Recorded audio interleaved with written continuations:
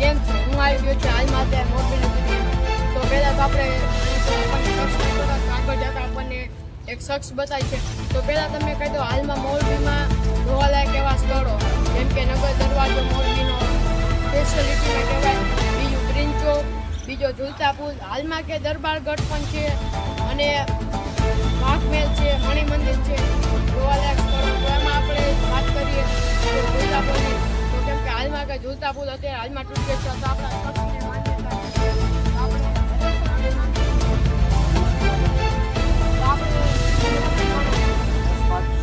હાલમાં શું કરો? હાલમાં રિક્ષા હલાવું. તો તમે 10 પાસ કરીને આપણને તમને નોકરી ન મેળવી શક્યા? અત્યારે સાહેબ એવું જ છે કે અત્યારે હાલમાં તો 10 પાસમાં નોકરી નથી મળતી, થોડું પૂછું ભણતર કરવું પડે તો નોકરી મળે છે. તો બરોબર. તો આપણે એના માટે સરકાર માન્ય કેવા શું માંગે ને કે જે હાલમાં જેવો કેમ કે 10 ઓક્ટોબર 2022ના 2 વર્ષ થઈ ગયા, એના વિશે તમે શું કહેવા માંગો છો? અને ઘણું દુઃખ જ છે કે મારા મોરબી શહેરમાં આવી બધી મોટી દુર્ઘટના થઈ ગઈ, ઘણા લોકો પરિવાર વિનાના થઈ ગયા છે. બરોબર. એમાં જોવાલાયક સ્થળ જેમ કે જોવાલાયક સ્થળો ક્યાં ક્યાં હોય છે? અત્યારે તો મોરબીમાં જોવાલાયક સ્થળ ને ધાર્મિક સ્થળો 2-3 છે. ધારો કે આપણે વરગઢ છે, વાઘમહેલ છે, સન્નાળા સખીમાનું ધામ છે અને રેલવે સ્ટેશન પાસે ધકાવાડી માતા મેરડીમાનું મંદિર છે. આવા ઘણા બધા સ્થળો મોરબીમાં ફરવા લાયક. બરોબર સાહેબ. તો એના વિશે તમને એક જ એટલી વાત કહેવું કે તમને નોકરી ના મેળવી શકે તેનું હાનિકારક કાંઈ હૈસિયત તો કરી જ નહીં. હા, મારા પરિવારમાં થોડી ઘણી પ્રોબ્લેમ હતી અને મને તો થવાની થોડી ઘણી ઈચ્છા નથી, એ મને ભેગું હતું એટલે હું આગળ હાલમાં જ્યારે ઝૂલતા પુલ જે પુલ તૂટ્યો ત્યારે કોઈ આમ નેતાઓ કે કોઈ આવ્યા હતા? નાનાભાઈ ધારાસભ્ય જે હાલમાં જ્યારે સત્તા ઉપર હતા છતાં પણ એ લોકો અહીંયા આવીને લોકોની મદદ કરી, લોકોની સહાય કરી.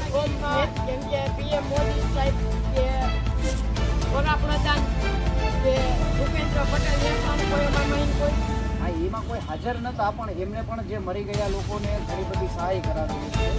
શું સહાય છે એ તો મેં કાંઈ વધારે જાણકારી નથી લીધી, પણ સરકાર બહુ સારી છે. હાલમાં મને તો ખબર છે જેમ કે પીએમ સાહેબ જેમ કે એનું નામ છે બહુ આમ ભારતના પીએમ મોદી છે, એ પણ આવી ચૂક્યા હતા જે ઝૂલતા પુલ. તો આપણે છેલ્લા મોટી જો આપણને એવા બીજા જોવા મળતા શખ્સ જેનું નામ છે આપણને ખબર નથી શખ્સ શું કરે છે, આપણે તેને પૂછીએ. હાલમાં તમે શું કરો? બરોબર. તો આપણે કેટલું ભણ્યા છો? બરોબર. કોણ જગ્યા મને પણ આ ફેરી થાય છે. હાલમાં એવું આપણને મોડો ક્યાં ક્યાં છે? મોરબીમાં જોવાલાયક સ્થળો ના છે, રાજા સાહેબ વખતના છે, આપણે જેમ કે મોરબી બહુ મોટું છે.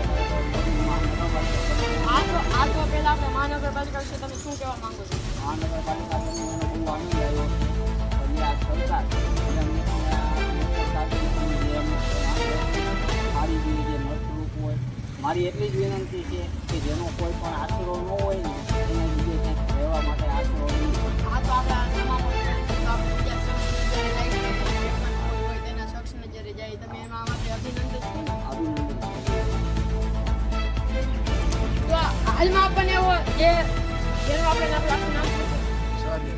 હા, તો આપણને એવા સહદેવભાઈ મળી ગયા છે. તો આપણે મોરબી વિશે શું કહેવા માંગો છો? એમાં બરોબર છે. હાલમાં આપણે જાણી શકીએ કે મહાનગરપાલિકા બની તો એના શું એવા કામ છે જે કે લોકોને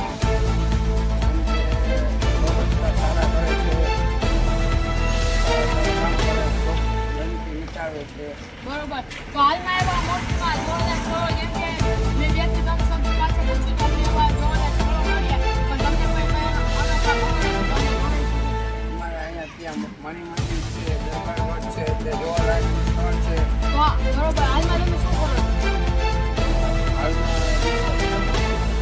કઈ રિક્ષા સીએનજી કી હતું બરોબર. તો તમે કેટલું ભણ્યા? 9 પાસ. તો હાલમાં તમને એવી આમ તમને એમ કહું હાલમાં અત્યારે ઘણું ને સારી એવી નોકરી પ્રાપ્ત કરું મને ઉઠવાના આગળ આવી.